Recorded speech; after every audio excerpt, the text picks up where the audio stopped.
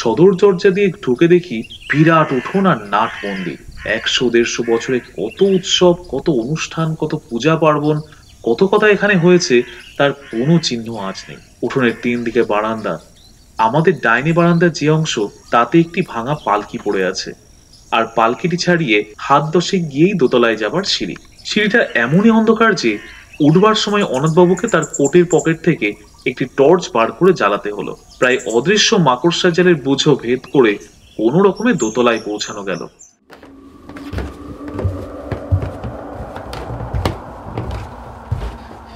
মনে মনে বললাম, এ বাড়িতে ভূত থাকা অস্বাভাবিক নয়। দোতলার বারান্দায় দাঁড়িয়ে হিসাব করে দেখলাম, বাদিক দিয়ে সোজা চলে গেলে ওই যে ঘর, ওটাই হলো উত্তর পশ্চিমের ঘর।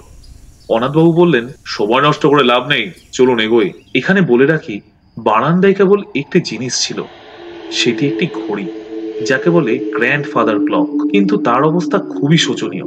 কাঁচ নেই, বড় কাঁটাটিও উধাও। পেন্ডুলামটি ভেঙে কাঁধ হয়ে পড়ে আছে।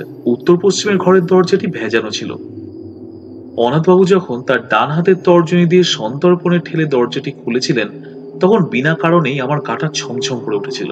কিন্তু ঘরের ভিতর ঢুকে অস্বাভাবিক কিছু লক্ষ্য করলাম না। দেখে মনে হয় এককালে বৈঠকখানা ছিল। ঘরের মাঝখানে একটা বিরাট টেবিল, তার কেবল পায়া চারখানাই রয়েছে, ওপরের তক্তাটা নেই। টেবিলের পাশে জানলার দিকে একটি আরাম কেদারা। অবশ্যই এখন আর সেটি আরামদায়ক হবে কিনা সন্দেহ, কারণ তার একটি হাতল ও বসবার জায়গায় বেতের খানিকটা অংশ লোপ পেয়েছে।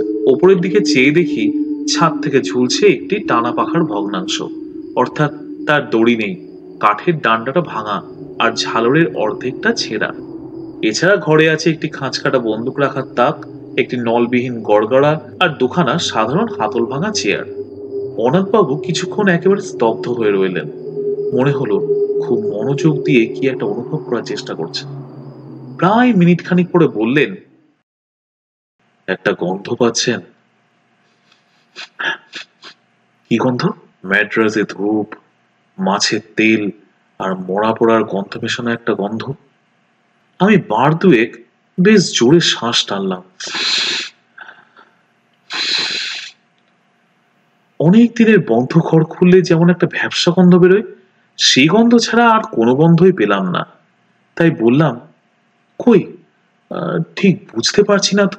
অনাথবাবু আরো একটুক্ষণ চুপ করে থেকে হঠাৎ বাঁ হাতের তেলোতে ডান হাত দিয়ে একটা ঘুষি মেরে বললেন, বহুত আচ্ছা, এই গন্ধ আমার চেনা।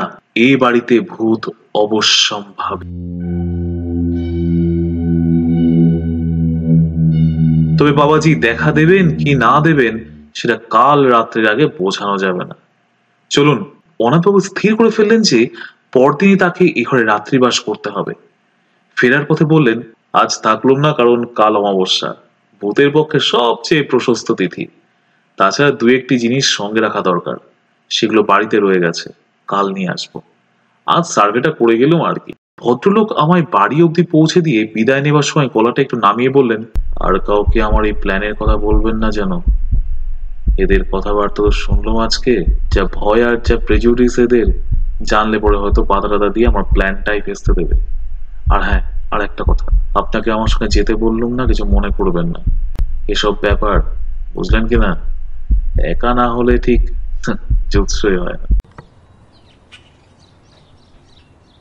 পরদিন দুপুরে কাগজ কলম নিয়ে বসলেও লেখা খুব বেশি দূর এগোলো না।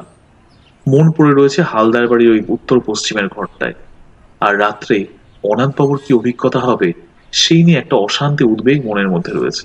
বিকেলে অনাথবাবুকে হালদার বাড়ি ফটক অব্দি পৌঁছে দিলাম। ভদ্রলোকের গায়ে আজ একটা কালো গলাবন্ধ কোট, কাঁধে জলের ফ্লাস্ক আর হাতে সেই কালকের 3 সেলের টর্চ। ফটক দিয়ে ঢুকবার আগে কোটের দু পকেটে দুটি হাত ঢুকিয়ে দুটো বোতল বার করে আমায় দেখিয়ে বললেন, এ দেখুন, এটিতে রয়েছে আমার নিজের ফর্মুলায় তৈরি তেল। শরীরের অনাবৃত অংশে মেখে নিলে আর মশা কামড়াবে না। আর দ্বিতীয়টিতে হলো কার্বলিক অ্যাসিড, ঘরের আশেপাশে ছড়িয়ে দিলে সাপের উৎপাত থেকে নিশ্চিন্ত। এই বলে বোতল দুটো পকেটে পুরে টর্চটা মাথায় ঠেকিয়ে আমার একটা সেলাম ঠোকে ভদ্রলোক বুট জুতো খটখটিয়ে হালদার বাড়ির দিকে চলে গেলেন।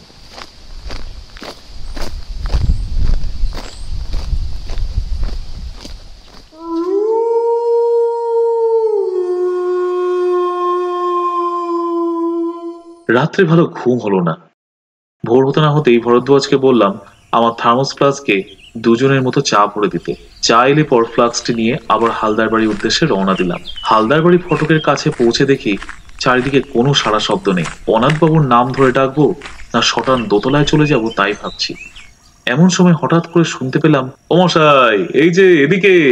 এবার দেখতে পেলাম অনাথবাবুকে প্রাসাদের পূব দিকের জঙ্গলের ভেতর থেকে বেরিয়ে আমার দিকে হেঁটে আসছেন। তাকে দেখে মোটেই মনে হয় না যে রাত্রে তার কোনো ভয়াবহ বা অস্বাভাবিক অভিজ্ঞতা হয়েছে। আমার কাছে এসে হাসতে হাসতে হাতে একটা নিমের ডাল দেখিয়ে বললেন, আর বলবেন না মশাই, 8 ঘন্টা বনে বাজারে ঘুরছি এই নিম ডালের খোঁজে। আমার আবার দাঁতনের অভ্যেস কিনা।